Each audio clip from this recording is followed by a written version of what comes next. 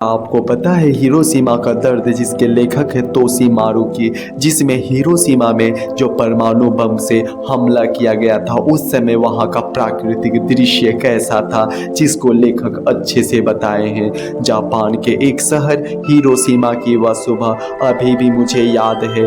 आसमान बिल्कुल साफ था, गर्मी की चिलचिलाती धूप जैसे चुभसी रही थी। हिरोशिमा की सातों नदियाँ मंद मंद धुन में बही जा रही थी। ट्रेन ट्रेन करती शहर की ट्राम गाड़ी भी रोज की तरह अपनी धीमी चाल से चली जा रही थी। जापान के अनेकानेक शहर, टोक्यो, ओसाका, नागोया जैसे बड़े शहर भी एक के बाद एक बमबारी की शिकार हुए और जलकर राख हो गए।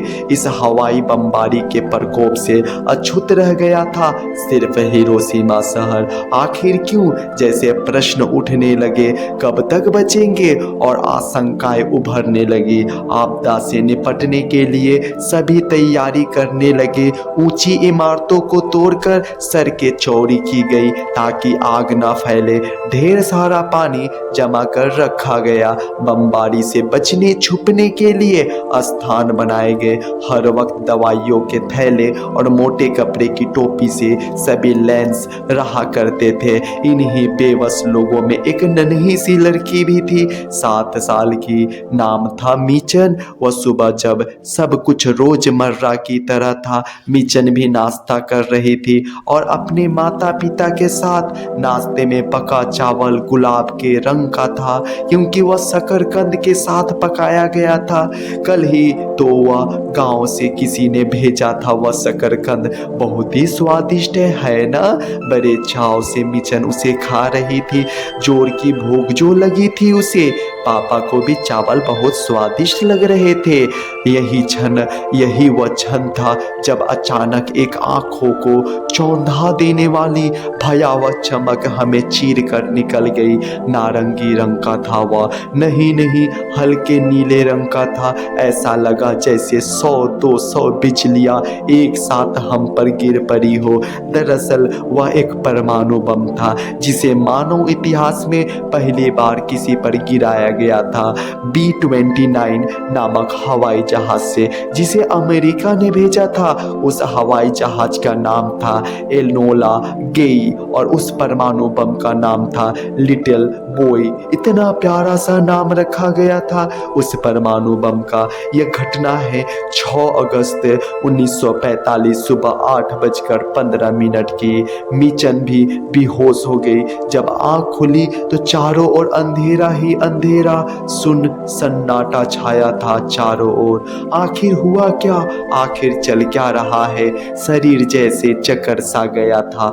पट पट कर जलने की आवाज आ रही थी। अंधेरे के उस पार लाल लपट उठने भी लगी। अरे ये तो आग लगी है मीचन! माँ की पुकार कानों को भेद रही थी, लेकिन मीचन पूरी तरह भारी भरकम लट्ठे के नीचे दब सी गई थी। लट्ठे के भार को पूरी शक्ति से हटाते हुए, किसी प्रकार रेंगते हुए वो बाहर निकली। उसे देखते ही माँ ने मीचन को अपनी बाहों में भींच लिया।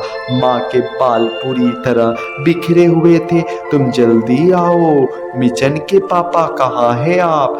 पापा तो आग की लपटों में फंसे हुए थे। पापा को बचाना मुश्किल था, शायद असहाय। दोनों ने आग को हाथ जोड़ा। यही वह क्षण था जब भां आवाज के साथ अचानक आग की लपटों के बीच पापा की छवि उभरी और उसी क्षण माँ उन लपटों में कूदकर पापा को बाहर खींच लाई। पापा के बदन पर घाव है, गड्ढे जैसे दिखाई दे रहा है। माँ ने अपने कपड़े में लगी चौड़ी बेल्ट की पट्टी खोली और उससे घाव पर पट्टी बांधी। पता नहीं कैसे, कहां से माँ में इतनी अद्भुत शक्ति आ गई। पापा को अपनी पीठ पर लाद कर नन्ही मीचन का हाथ पकड़ दौड़ती हुई निकल पड़ी। नदी नदी माँ चीख रही थी। पानी पानी मिचन भी बिलख रही थी।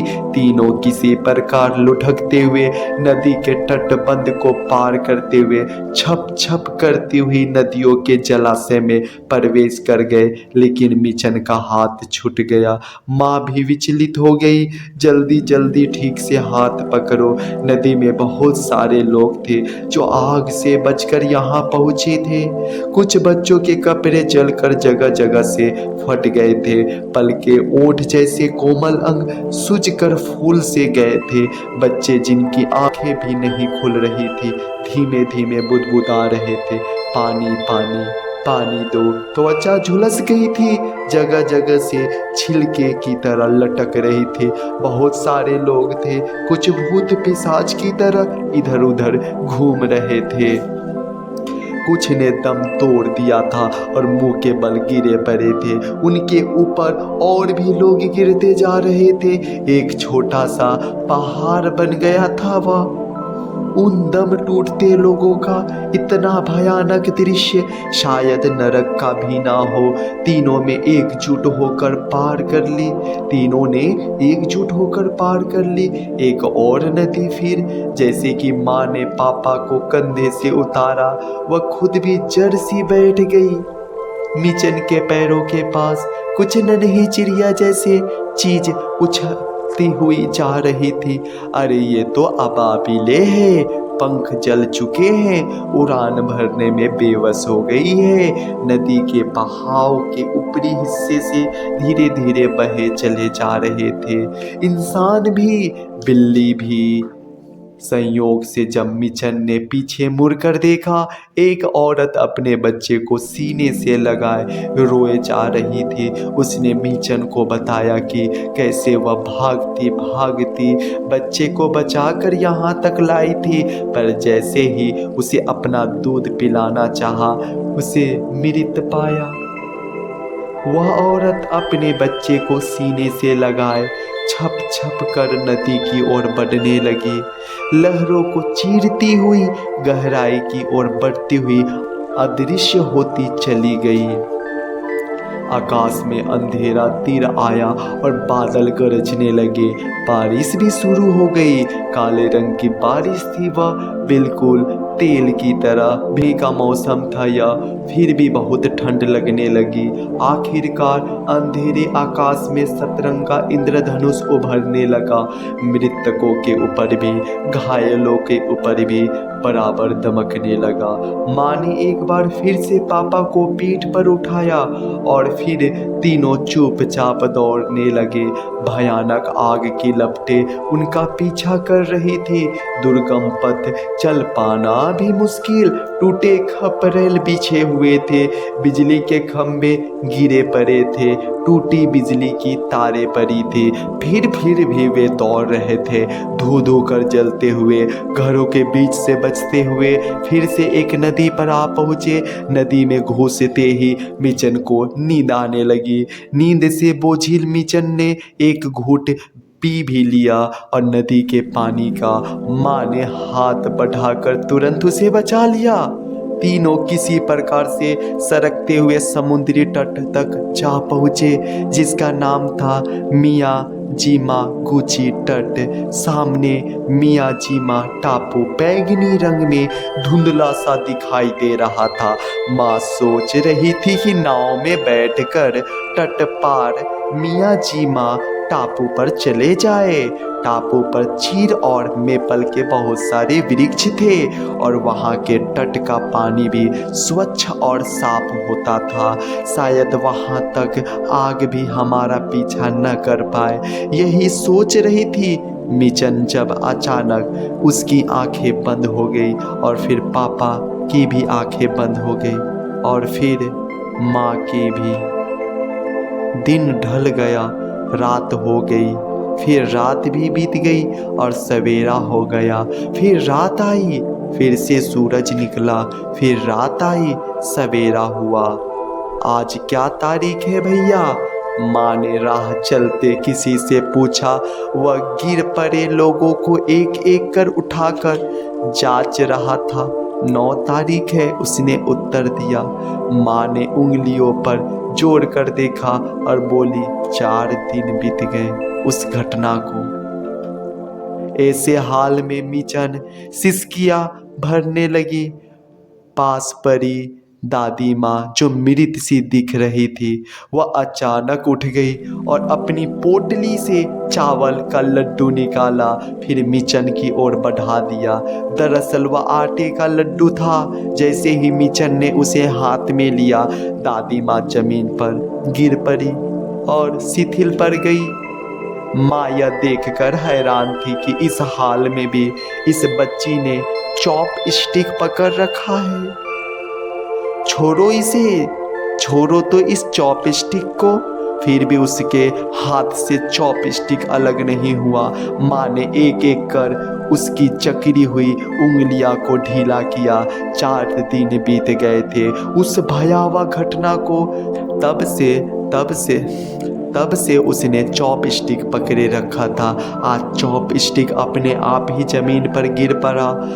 पास के गांव में अग्निशामक के दफ्तर से कुछ लोग आए लोगों की सहायता के लिए। सेना के लोग मृत व्यक्तियों को उठाकर एक और रख रहे थे। मृत शरीर के सड़न से उत्पन्न दुर्गंध, उसके ऊपर जलते हुए शरीर के बदबू, बिल्कुल सांस लेना भी दूभर था। वहाँ एक विद्यालय किसी तरह जलने से बच गया था। वह अस्पताल में परिवर्तित हो गया था जो विद्यालय था। लेकिन ना तो वहाँ चारपाई थी, ना ही चादर। जमीन पर सोने के सिवा और कोई चारा ना था। डॉक्टर कहीं दिखाई नहीं दे रहे थे। दवाइयाँ भी नहीं है, पट्टी भी नहीं है। माँ ने मिचन के मदद के पापा के कंधे पर उठाकर अस्पताल पहुंचा दिया। इसका मतलब जो उसकी माँ थी, माँ ने मिचन की मदद से पापा को कंधे पर उठाकर अस्पताल पहुंचा दिया। उसी स्कूल वाले अस्पताल में मिचन का घर पता नहीं किसी हाल में होगा। चलो चल कर देखते हैं। मिचन के साथ माँ उस जगह को देखने गई जहाँ पहले उनका घर हुआ करता था। अरे या तो मिचन की कटोरी है, टूट गई है बेचारी, मुड़ भी गई है। पड़ोसी की सहेली, नाम जिसका सच्चन था, वह पता नहीं किस हाल में होगी। और मेरी सहेली जिसका नाम चीचन था, पता नहीं कहाँ चली गई। मिचन की एक भी सहेली अब नजर नहीं आ रही। हिरोशिमा का पूरा शहर एक मैदान सा नजर आता है। वह भी जला हुआ, सुलगता हुआ जहां तक नजर जाती है। ना तो कोई घर बचा है, ना ही एक पेड़, ना ही हरियाली। कहाँ उस हिरोशिमा शहर में परमाणु बम तो सिर्फ एक ही गिराया गया था, लेकिन अनगिनत लोगों की जान गई। उसके बाद भी एक एक घर, सिर्फ जापानी ही नहीं थे जिन्होंने अपनी जान गंवाई। इस परमाणु बम की वजह से असंख्य कोरियाई भी थे जिन्होंने जबरन जापान लाया गया था मेहनत मजदूरी करने के लिए। उनकी भी लाशें चारों तरफ बिछी हुई थी। ऐसे ही छोड़ दिया गया था उन लाशों को, और सैकड़ों कौवे आकर उन पर चोंच मार रहे थे। 6 अगस्त के इस हादसे के बाद पुनः 9 अगस्त को नागासाकी शहर पर दूसरा परमाणु बम गिराया गया।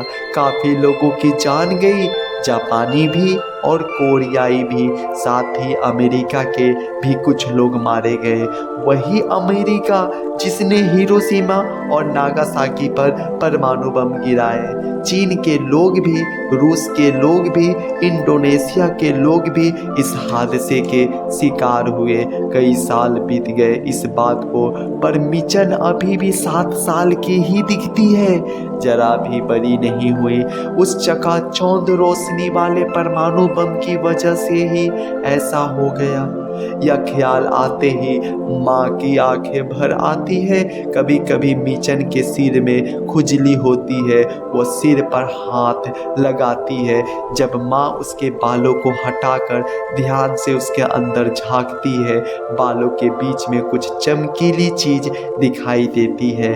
हेयर पिन से जकड़ कर खींचती है, वह टुकड़ा बाहर आ जाता है। चकाचौंध के समय ही कहीं से उड़कर सिर में आ गया था। यह कांच का टुकड़ा पापा के बदन में तो 7-7 गड्ढे जैसे गहरे घाव थे। धीरे धीरे सभी भर गए और वे पूरी तरह अच्छे हो गए। लेकिन जैसे कि अगली बारिश हुई, शरद ऋतु के अवसर पर कुछ दिन तक सारे के सारे बाल झड़न गए या झड़ गए। खून की उल्टियाँ काफ़ी होने लगी और फिर उन्होंने दम तोड़ दिया। बाद में सारे बदन पर दाने दाने निकल आए और बैंगनी रंग के।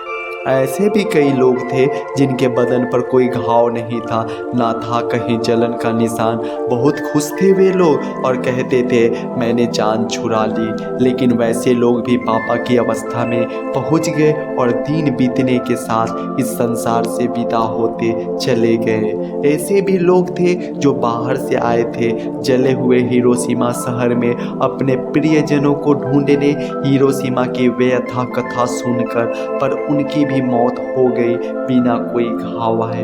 35 साल बीत गए उस हादसे को, लेकिन आज भी काफ़ी लोग अस्पतालों में भर्ती है और वो भी एक एक कर चिर निंद्रा में विलीन होते जा रहे हैं। उसके बाद हर वर्ष जब 6 अगस्त का दिन आता है, हिरोशिमा शहर की 7 नदियाँ तैरते हुए तोरो नामक द्वीपों से भर जाती है। उस चकाचौंध में शहीद हुए प्रियजनों के नाम उन द्वीपों पर अंकित किए जाते हैं। भैया, माँ, पापा, जियो चन, टोमी चन। पल भर में ही पूरी नदी द्वीपों की जगमगाहट से आच्छादित हो जाती है। हिरोशिमा की 7 नदियाँ मानो आग की धारा के रूप में प्रवाहित हो रही हो, धीरे धीरे मंद गति से समंदर की ओर पर। उस चकाचौंध वाले दिन जैसे लोगों के मृत शरीर प्रवाहित हो रहे थे समंदर की ओर, वैसे ही आज प्रवाहित हो रही है दीप की ज्वाला। मिचन ने भी दीप पर लिखा सिर्फ पापा। एक और दीप पर उसने लिखा अबाबिल प्यारी सी, और उसे जल में प्रवाहित कर दिया। माँ के बाल अब सफ़ेद हो चुके हैं, अक्सर कह उठती है मिचन के बाल सहलाते हुए, जो अभी भी 7 साल की ही लगती है। वैसा चकाचौंध वाला परमाणु बम कभी नहीं गिरता अगर इंसान उसे नहीं गिराता।